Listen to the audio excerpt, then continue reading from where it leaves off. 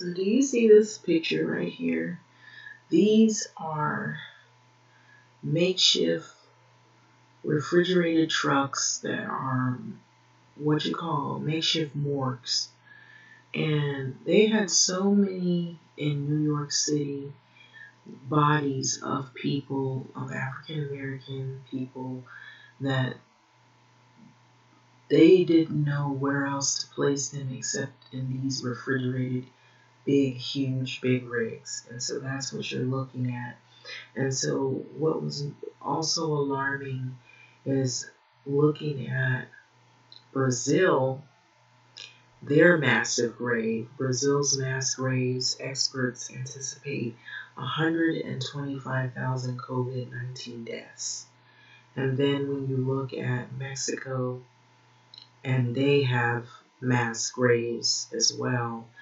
And then you look at this article right here, and I thought this article was really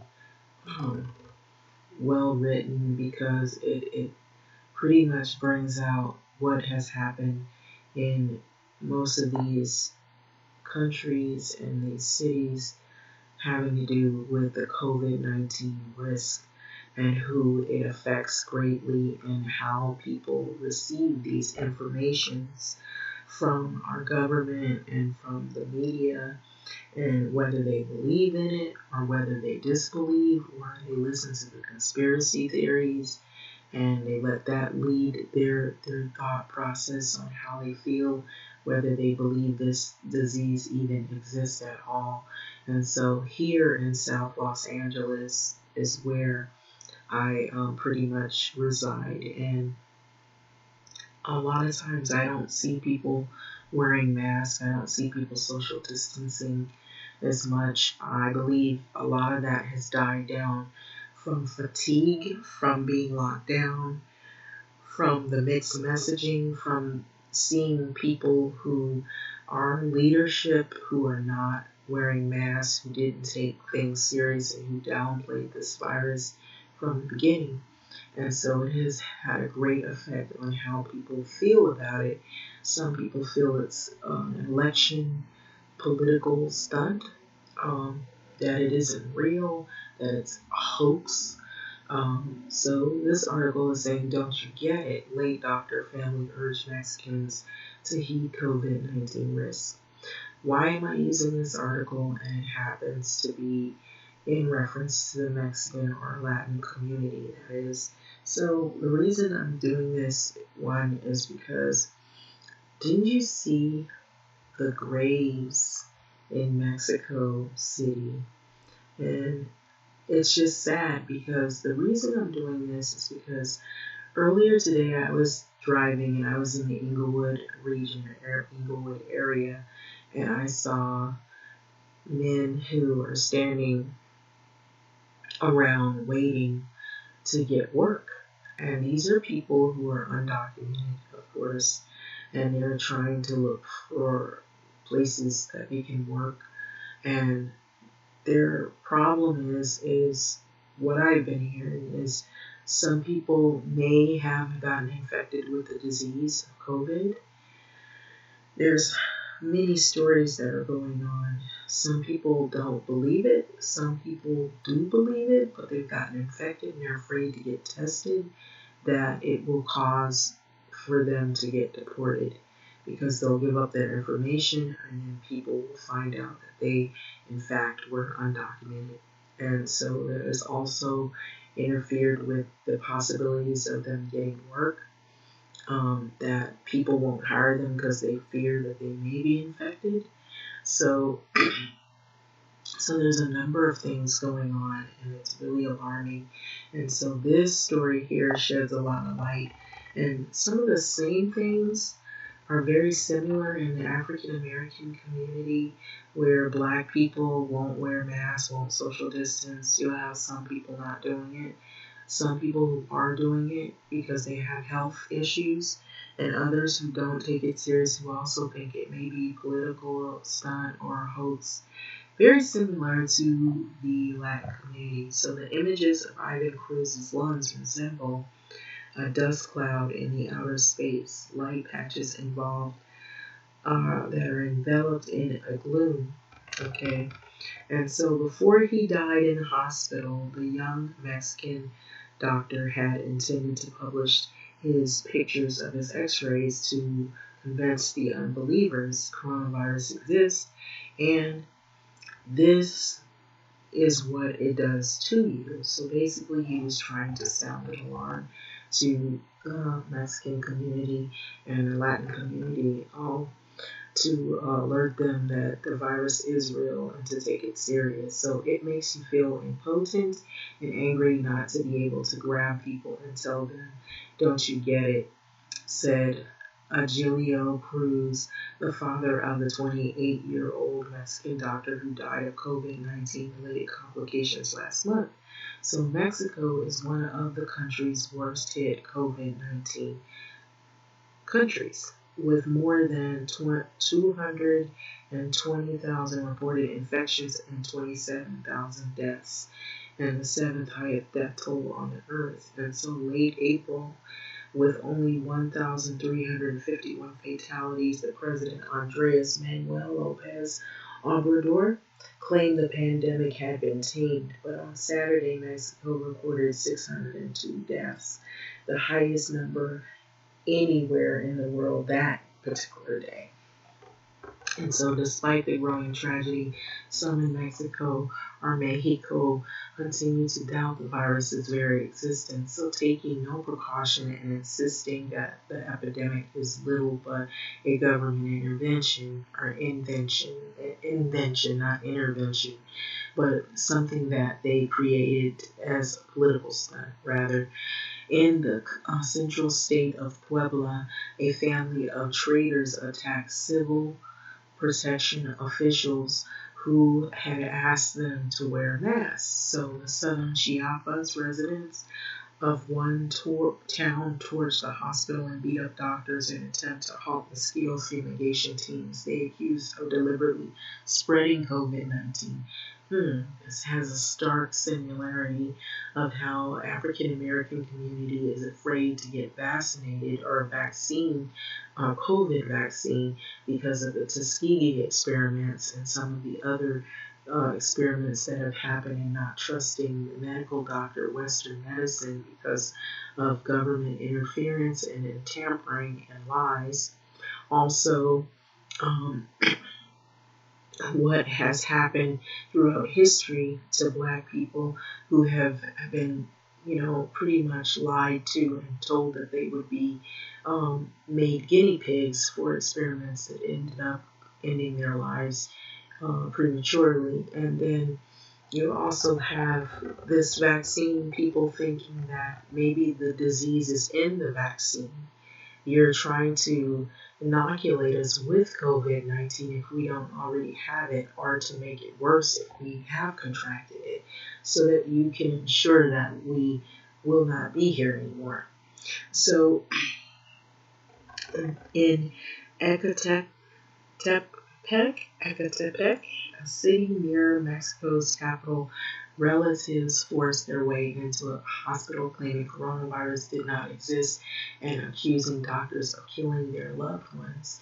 Mexico's coronavirus czar Hugo Lopez Gatell has blamed such behavior on disinformation, so it strikes me as extraordinary that accurate information is not reaching everyone, or that if this information is reaching them, there are still people who don't consider COVID a serious epidemic. The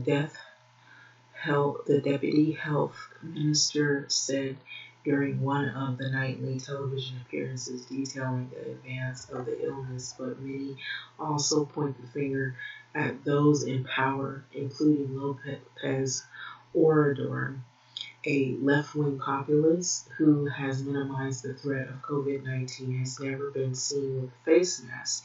Sounds familiar? So, and on Sunday, he said that he had never taken the COVID test, despite the fact that several senior government officials have tested positive.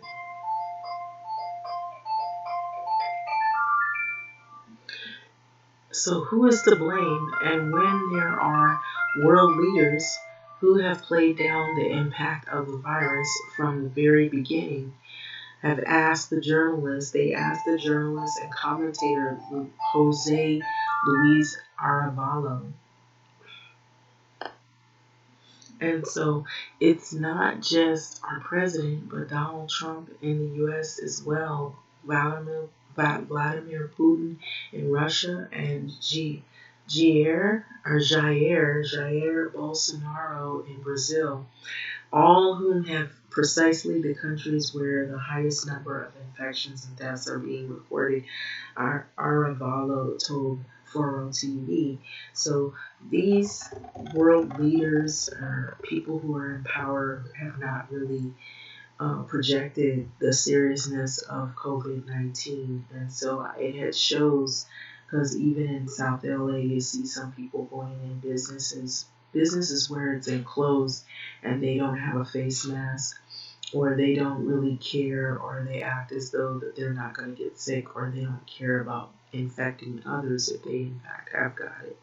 So the fact is, the messages of these leaders have been a key factor in leading people to dismiss this disease, which I have to agree with him on that note.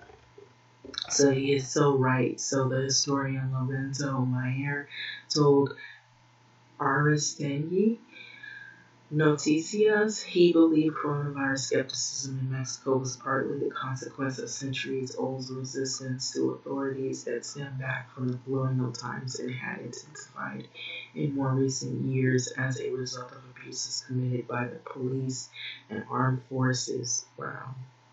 Very similar to the Black community of what has happened in our communities. Very, very similar, very parallel. So Cruz's father said that in a Chiapas state where his son lived and died, many remained doubtful and were doing little to protect themselves.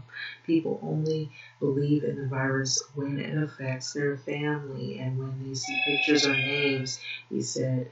Same thing in South LA. African Americans, if they don't see it before, if it's not happening to a direct family member, there's little belief that it can actually harm anyone or do anything to them. They perceive it to be something made up or a hoax. So his son, who worked in a private clinic in the city of Comitán, knew that the dangers were all too well, but resisted abandoning his job out of devotion to his patients. So he had a gift. His father remembered he loved his profession.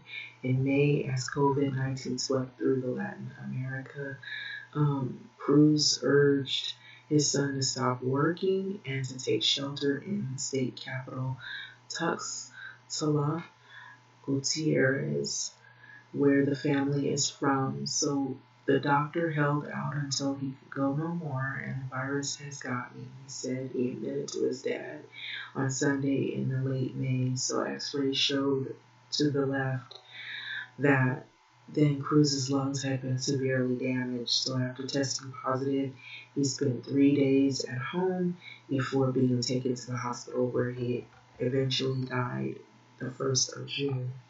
And so I left him at the hospital, never seen him again, his father said, who was later himself diagnosed with the illness. Himself remains, he's in isolation. So in one of the last encounters, Cruz's father remembered his son clutching the radiograph of the pictures and telling him, I am going to post them on Facebook to try to convince those who don't believe this virus exists. He wasn't able to do it because he didn't live through that. So his father published them, even though his breathing was ragged and his voice was breaking with emotion. He published them. So in a post on social media, a 53-year-old civil servant and the mother of his son, Maribel Antonio Garcia, said they hoped the images would shock Mexicans into not underestimating this pandemic. So today we're asking you, if one of those people who still don't, if you are like that, where you don't believe, to inform yourselves and help to stop the spread of this virus. So COVID is aggressive, invasive, it attacks you physically and mentally, they wrote. So if the images of their son's lungs told a clearer picture of what was going on with him on the inside, the impact on their family, it was impossible to convey. And so we cannot describe to you the pain in the face of our son because the words don't exist, they said. So before concluding with a homage to their lost son, rest in peace, they wrote, Dr. Ivan Cruz, son, brother, grandson, cousin, nephew, friend, but above all, great human being. So this, I thought, was a really well thought out article, and it made a lot of sense because some of the same things that are happening in these Mexican communities in Latin America has happened here in the States, and it's happened to marginalized groups as well as African Americans who are marginalized in so many ways. And we're also fighting the fact that there's this heavy police shootings of unarmed African American people along with the pandemic. And so I thought this was interesting to make the parallel between what's going on in New York City with African Americans and high numbers of deaths with COVID, and then you have in Mexico the mass graves, and then you have Brazil where you see the massive graves. And so I thought this really made a lot of sense, and I don't think people realize. Here it says Mexico's real coronavirus death toll staggering as morgues were overflowing. Insiders claim they had to make these makeshift outdoor morgues where they built massive graves for people, victims of coronavirus in those areas. And so I don't think people, if they don't see this happening, they just see it on a picture and they're not close to the people who they're seeing this happen to, they don't believe it and they assume that it isn't going to happen to them. And so that's why they've gone door to door. They've tried to test people. They've tried to inform people as best they can about the seriousness of the disease. And so I believe the numbers here in South LA are starting to climb again because of the gatherings. What's going to happen soon in the near future is the holidays are approaching fast.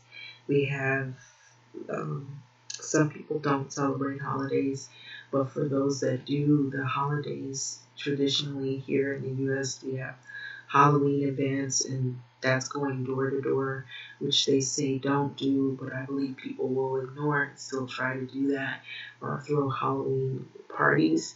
Then there's also, you have Thanksgiving where people go and socialize and gather with family and friends.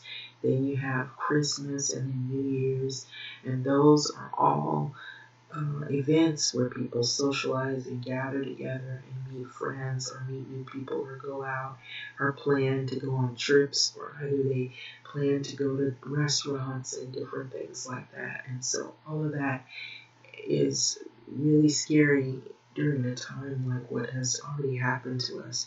I believe that's why they were warning people or forewarning about the second wave of COVID that may hit people in the U.S. really hard, because that is traditional of what happens this time every year.